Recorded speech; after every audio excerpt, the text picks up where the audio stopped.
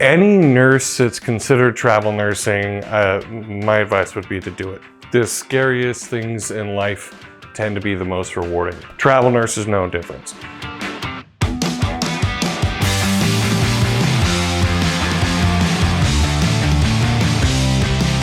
My name is Brad McDonald, former travel nurse turned recruiter with Atlas MedStaff. I actually was a travel nurse for 4.5 years with Atlas. And before that, I started my nursing career in Des Moines, Iowa in the emergency department. But I always knew when I got into nursing that I wanted to be a travel nurse to see the country.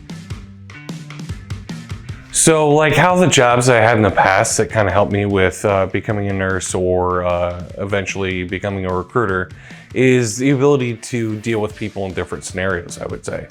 Like bartending, surprisingly, is one of the more applicable things that you could do before becoming a nurse, especially an ER nurse, because the only difference is only half of your clientele is drunk in the ER, whereas all of them are in the bar.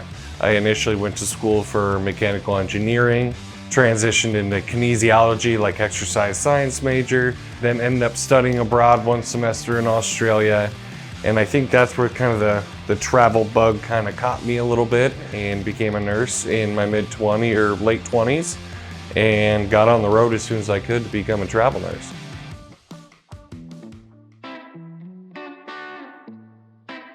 I was born with a disorder called congenital cholesteatoma. I had benign recurring tumors in my middle ear.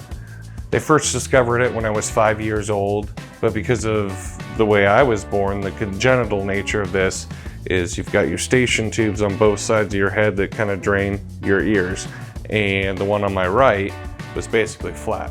Like that's where I get this big scar from. They ended up taking chips from my skull and rearranging my station tubes and then doing like a 2-part procedure where then they rebuilt my middle ear.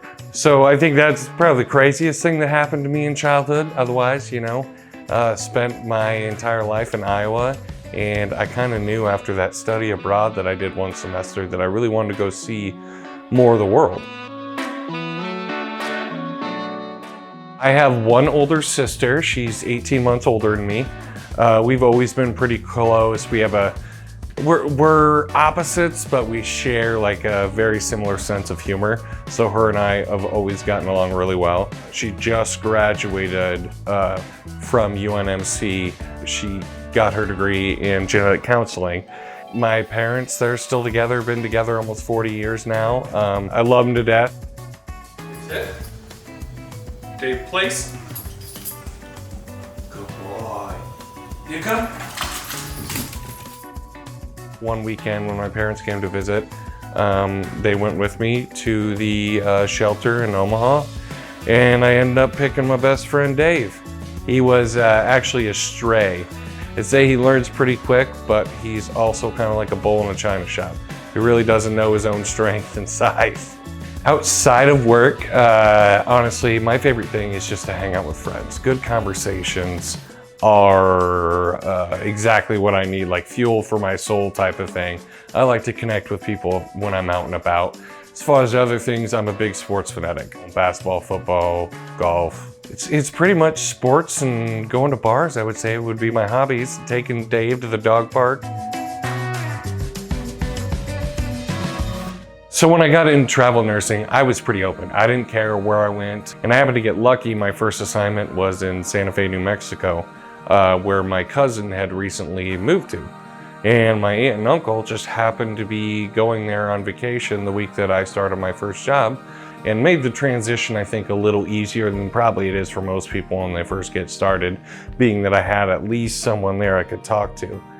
But after that, I just kind of jet-setted from coast to coast. I was on the road in Phoenix, my last travel assignment at Mayo, and that's when this opportunity came up to become a recruiter with Atlas. I talked to a bunch of people on a meet and greet that we had there, and kind of hitting off with everyone. I liked what they were telling me, and I was kind of looking for an exit from nursing, not because I didn't love it anymore, but because I was having lower back issues that kept reoccurring, and being in the ER, you know, you're always lifting, doing things in odd situations. And so I met Eric for the first time at the Arizona meet and greet.